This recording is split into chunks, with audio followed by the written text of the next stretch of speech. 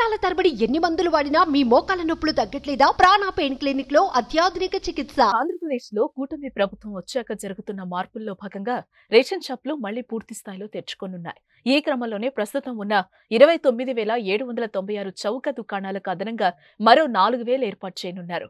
YCP ప్రభుత్వ హయాంలో అమల్లోకి తెచ్చిన మొబైల్ డెలివరీ యూనిట్లతో కార్డుదారులకు ఉపయోగం లేకపోగా పనులు మానుకొని ఎదురుచూడాల్సి వస్తోందనే విమర్శలొచ్చాయి.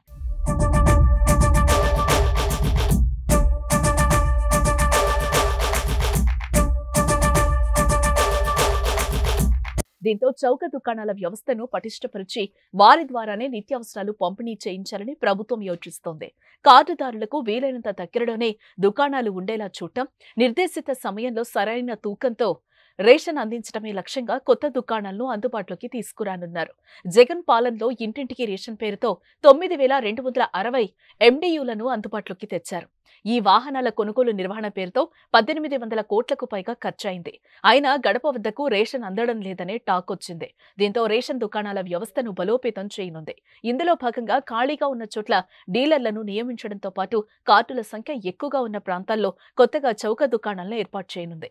ప్రస్తుతం రాష్ట్రంలో 4.48 కోట్ల రేషన్ కార్డులున్నాయి. సగటున ఒక్కో దుకాణం పరిధిలో 500 రేషన్ కార్డులు వస్తాయి. అయితే ఒక్కో చోట ఒక్కో దుకాణ పరిధిలో 1000 నుంచి 1200 వరకు కార్డులున్నాయి.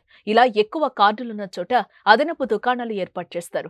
సగటున పట్టణ ప్రాంతాల్లో ఒక్కో దుకాణానికి 700, గ్రామీణ ప్రాంతాల్లో 750 కార్డులు మించకుండా చూస్తారు. ఈ లెక్కన అదనంగా 4,000 చౌక దుకాణాలు ఏర్పాటు చేయాల్సి ఉంటుందని అంచనా వేసినట్లు పౌర సరఫరాల శాఖ మంత్రి నాదెండ్ల మనోహర్ తెలిపారు. త్వరలోనే కొత్త దుకాణాల ఏర్పాటు చేసేలా చర్యలు తీసుకుంటున్నామన్నారు.